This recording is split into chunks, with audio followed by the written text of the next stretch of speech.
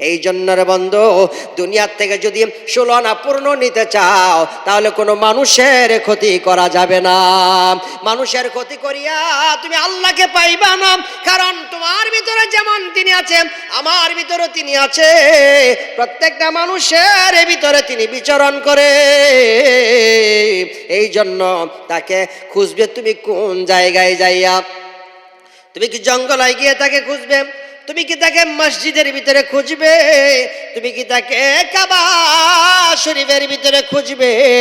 কাবা তো তোমার থেকে অনেক দূরে, টাকা পয়সা খরচ করে যাওয়া লাগে। তুমি কি তাকে সপ্তম আকাশের উপরে খুঁজবে? তিনি তো 7 আসমানের উপরে আছে।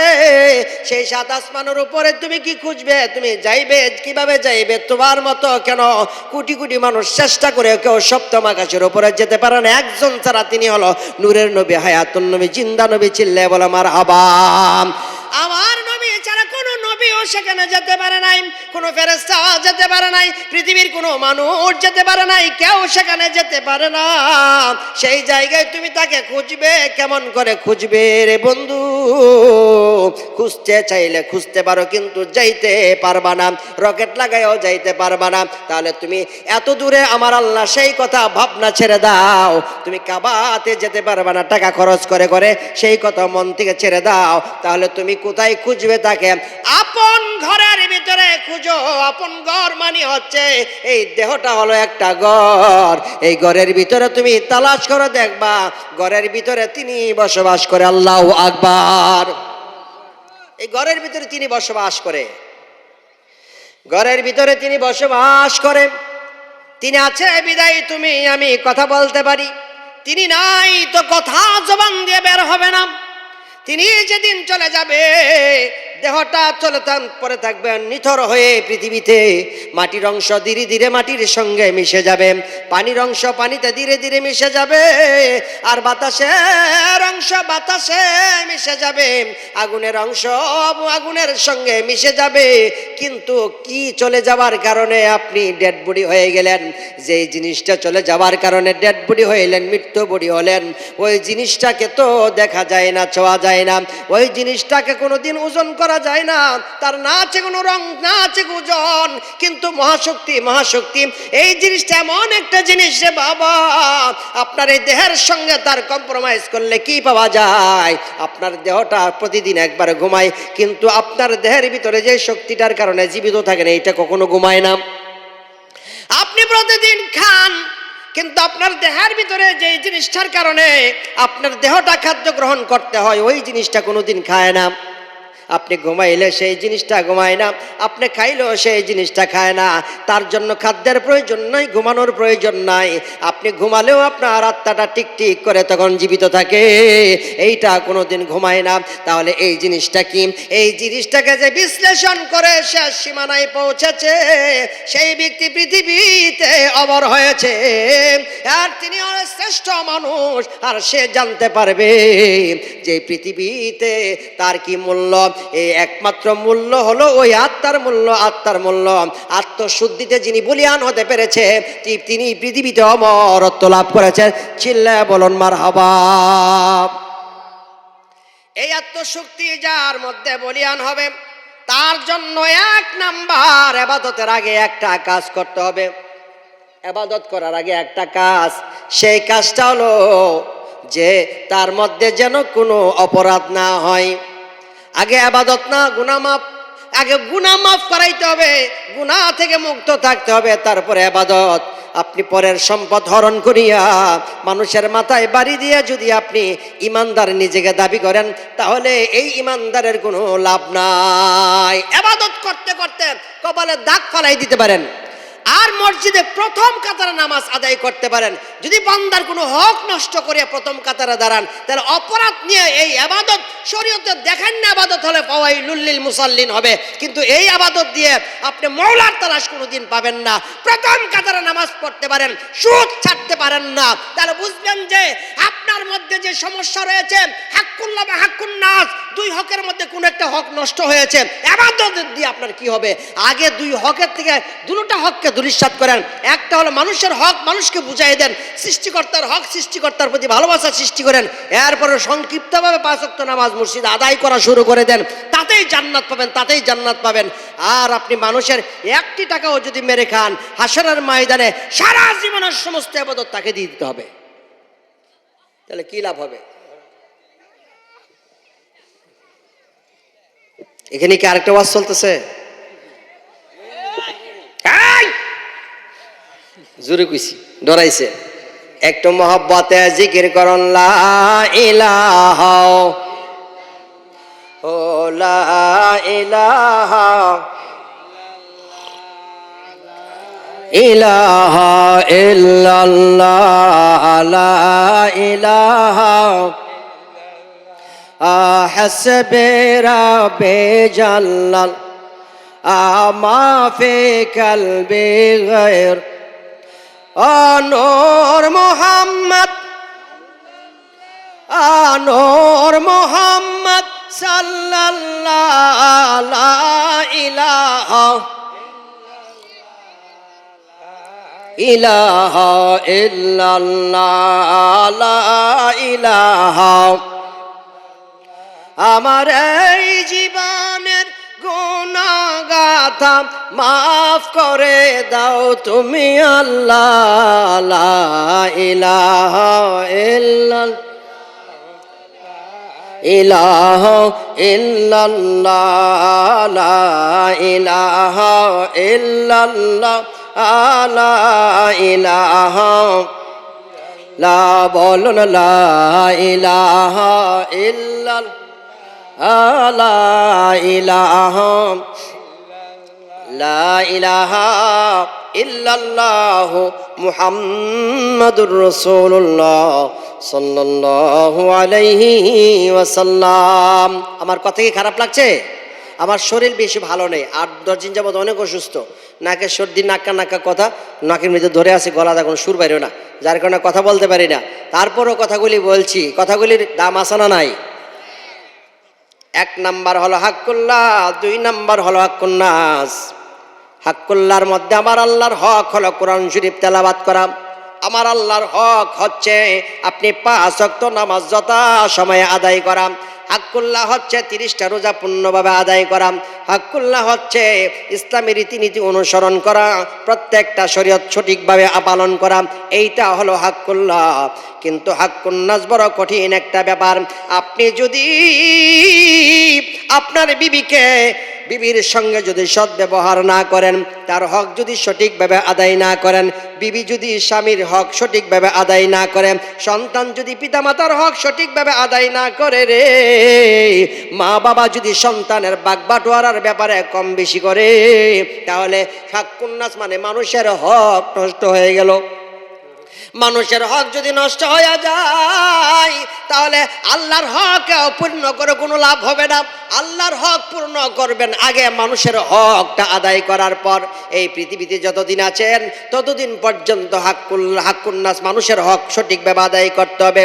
এই হাক্কুন নাস মানুষের হক যদি সঠিকভাবে আদায় না করেন রে বান্দা, তাহলে মৃত্যু হবে। তখন দেখবেন কোনো মানুষ কখনো পায়খানা করে দেয়, কখনো কেউ দেখবেন চোখ দ্বারা লাল হয়ে যায়, মুখ দ্বারা রক্ত বের হতে শুরু করে, শরীরটা একটা সিট মারে, লাফালাফি জাবাজাবি করতে থাকে, বড় বড় চিৎকার মারতে থাকে। কারণ রে বাবা, ওই যে হাক্কুন নাস মানুষের হকটা নষ্ট করেছে। এই জন্য মৃত্যুর সময় আল্লাহর ফেরেশতা তার সামনে সেইগুলি আইনা দাঁড় করায়া দিয়া বলে, দেখো তুমি অমুককে একটা চর মারছিলাম, দেখো তুমি তোমার বিবিকে রাইখা অন্য মহিলার সঙ্গে সম্পর্ক করেছিলাম। বিবিকে ডাক দিয়ে বলবে, তুমি তোমার স্বামীকে রাইখা অন্যের সঙ্গে দুঃসম্পর্ক তৈরি করেছিলাম, বিপদগামী সম্পর্ক তৈরি করেছিলাম।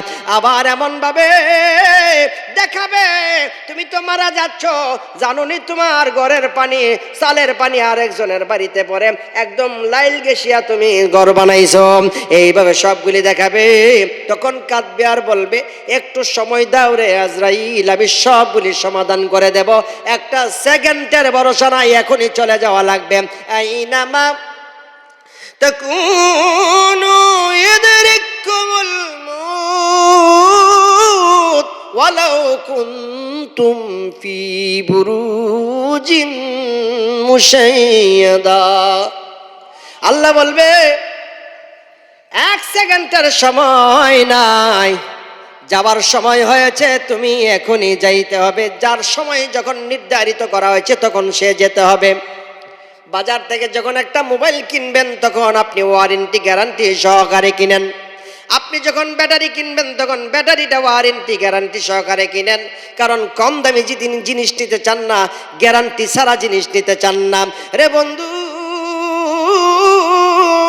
আপনি যেই জায়গায় ব্যাটারি কিনলেন গ্যারান্টি ছাড়া কিনতে চান না, মোবাইল কিনলেন গ্যারান্টি ওয়ারেন্টি ছাড়া কিনতে চান না, কিন্তু আপনি যে এত গ্যারান্টি ওয়ারেন্টি খোঁজেন রে বন্ধু, আপনার নিজের কোনো গ্যারান্টি আসেনি।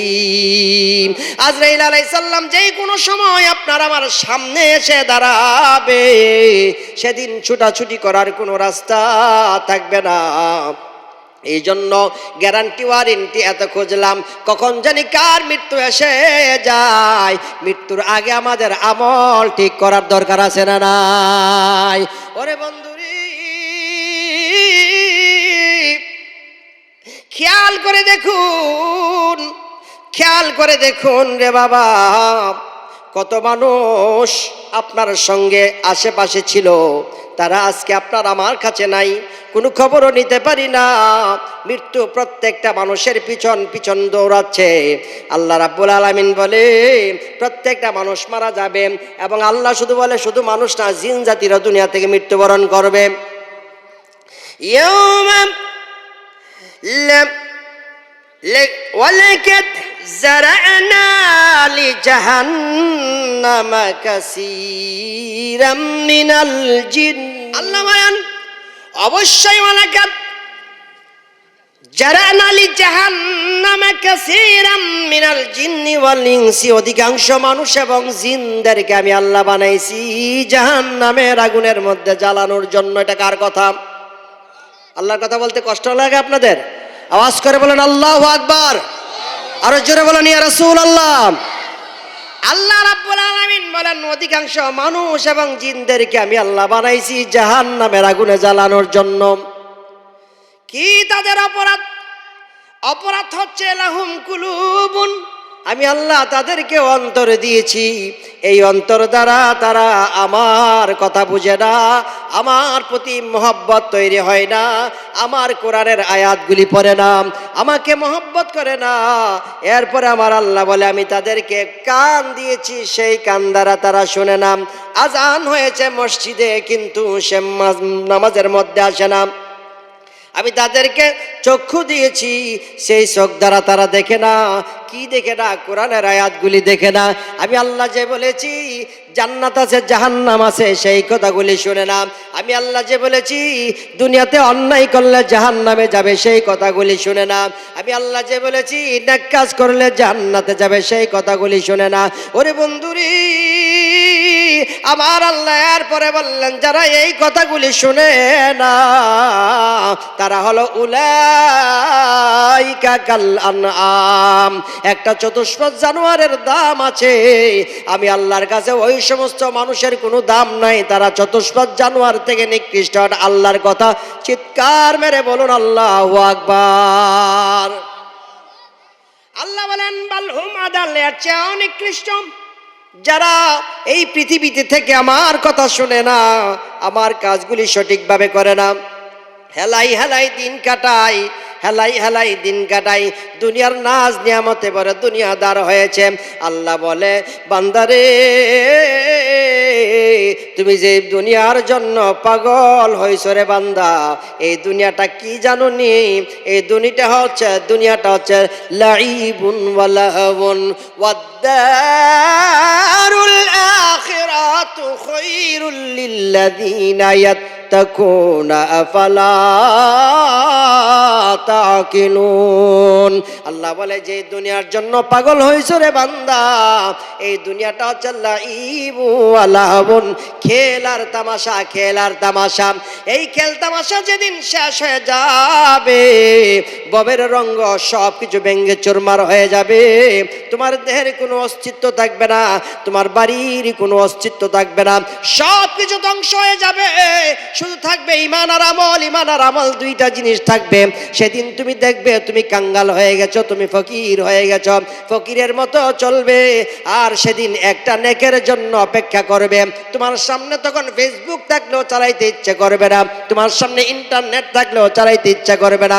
সেদিন তোমার সামনে তাসির বান্ডিল থাকলেও খেলতে ইচ্ছে করবে না, তোমাকে জুয়ার বান্ডিল থাকলেও জুয়া ধরতে ইচ্ছে করবে না। মদের আড্ডাখানায় তুমি গিয়েছো, সেদিন মদ খাইতে মনে চাইবে না। এরপরে আমার আল্লাহ বলেন তাহলে শেষ ঠিকানা হলো জান্নাত আর জাহান্নাম। বাঁচতে চাইলে তাহলে ভয় করো জাহান্নামকে, সঠিক রাস্তার মধ্যে চলো। আল্লাহু আকবার। ওরে বন্ধু বন্ধুরি, আমার আল্লাহ দুনিয়াতে মানুষকে ভয় দেখাইছে, আবার ভালোবাসাও দিয়েছে। ভয়ের মধ্যে বারবার বলেছে জাহান্নামে গেলে বড় কঠিন অবস্থায় পড়তে হবে, এই হাসরের মাঠটাও অনেক বেশি কঠিন হবে। অনেক মানুষ সেই হাসরের ময়দানে কাতরাতে থাকবে, সেখানে মানুষের মাথার উপরে সূর্য আসবে, 9,30,00,000 মাইল উপরে সূর্য। ঠিক কিনা বলেন? কষ্ট হচ্ছে আপনাদের? 9,30,00,000 মাইল উপরে সূর্য, 9,30,00,000 মাইল উপরে সূর্য। সেই সূর্যের তাপ যখন ভাদ্র মাস, আশ্বিন মাসে, ভাদ্র মাস এবং চৈত্র মাসে লাগে, তখন দেখবেন কেমন গরম লাগে। গরমের ছুটে গায়ের চামড়া যেমন খুলে পড়ে যায় এমন অবস্থা হয়ে যায়। এরপরে দেখবেন ফ্যানের বাতাসটাও কখনো কখনো গরম লাগে, শরীরটা হাঁসফাঁস হাঁসফাঁস করতে থাকে।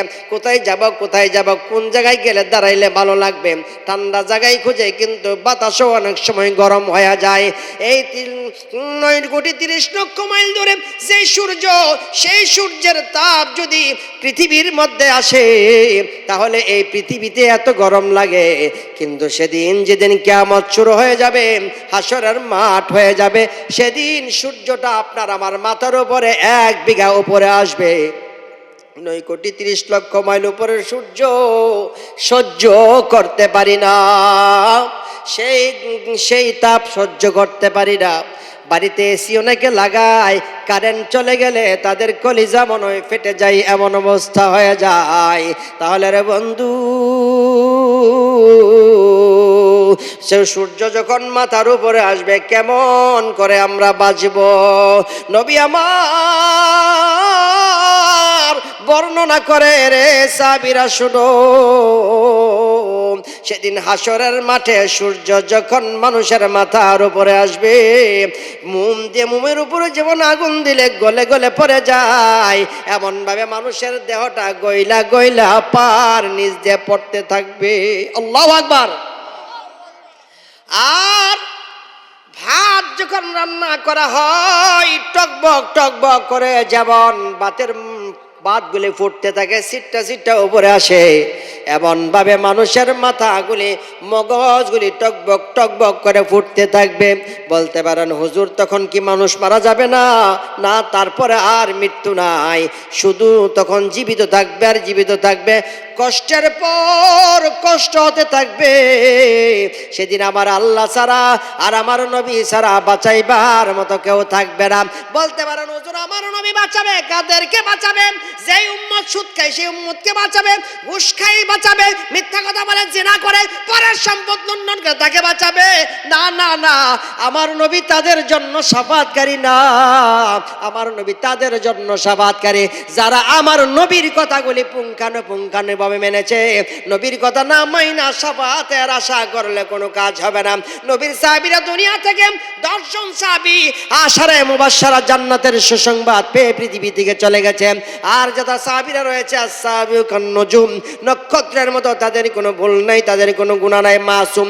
এরপরে দৈনিক তারা 7 বার করে তওবা আদায় করতেন আর ক্রন্দন করতেন। হযরত আবু বকর সিদ্দিক কবরের পাশ দিয়ে গেলে চোখের পানিগুলো ঝরঝর করে ছাড়তেন। হযরত ওমর জিজ্ঞাসা করে, হুজুর আপনি কেন কবরের পাশ দিয়ে গেলে কান্দেন? বলে, আমি যদি জাহান্নামে চলে যাই সেই ভয়ে কান্দি। আপনার জন্য তো জান্নাত অবধারিত, দুনিয়ায় থাকার অবস্থায় জান্নাতের সুসংবাদ আপনাকে দেওয়া হয়েছে।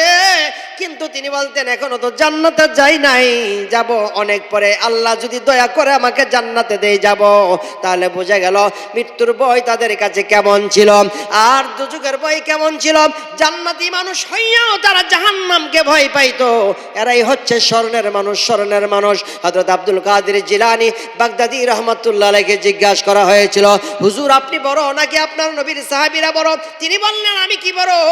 আমি হচ্ছেন বেলায়েতের সম্রাট, আমি হচ্ছে বেলায়েতের সম্রাট। আমার দ্বারা এই পৃথিবীতে তরিকতের রাস্তা সুগম হয়েছে। আমি কি বড়? আমি গৌসুল আজম হতে পারি, কিন্তু আমার রসুলের যে সাহাবীরা যে ঘোড়া চালাইতো গো, সেই ঘোড়ার যে পা ছিল, পায়ের নিচে যে ছোট ছোট দুলিকণাটা, এই দুলিকণাটা আমার আল্লাহর দরবারে যেতে মর্যাদাবান ছিল, এই মর্যাদার কিঞ্চিত পরিমাণও আমি আব্দুল কাদের নিজেকে মনে করতে পারি না। আল্লাহু আকবার। তাহলে সাহাবীদেরকে কেমন মর্যাদা মনে করত গৌসুল আজম আব্দুল কাদের জিলানী, বেলায়েতের সম্রাট। তিনি কেমন ভাবতেন, আর যাদেরকে নিয়ে ভাবছেন তারা কেমন দুনিয়া থেকে জান্নাতের সুসংবাদ পেয়েছেন। আর আমার নূরের নবীজিকে যারা ইমানের সহিত দেখেছে তারা হচ্ছেন জান্নাতি। আমার নবীকে তারা ইমানের সহিত দেখেছে, তাহলে তারা জান্নাতি। এই জান্নাতি মানুষগুলি কবরের পাশ দিয়ে গেলে কাঁদতেন আর তারা তওবা আদায় করত। ওরে মুসলমান, আমরা কোথায় রইলাম? আমরা সুদের আড্ডাখানায় বসলেও আমাদের কোনো চিন্তা হয় না, আজান হয় কান দিয়ে প্রবেশ করে না। আমরা যখন বাজারে বন্দরে চা স্টলে বসি, তখন চা স্টলে বসে সংসদ ভবন বসায় দেয়, এখানে দুনিয়ার সমস্ত কিচ্ছা কাহিনী চলতে থাকে। আজান হয়ে গেছে, নামাজ শেষ হয়ে গেছে, এরপরে খবর হয় না যে মসজিদে যাওয়ার দরকার। নবী আমার সর্বপ্রথম খেজুর পাতা দিয়ে মসজিদ নির্মাণ করেছেন। কেন? নামাজ প্রতিষ্ঠা করার জন্য এই পৃথিবীতে। কিন্তু আপনি আমি সেই নামাজটাই ছেড়ে দিলাম। ওরে বন্ধুরি, স্লোগান দিতাম, নারে তাকবীর, নারে রিসালাত। পেশা হুজুর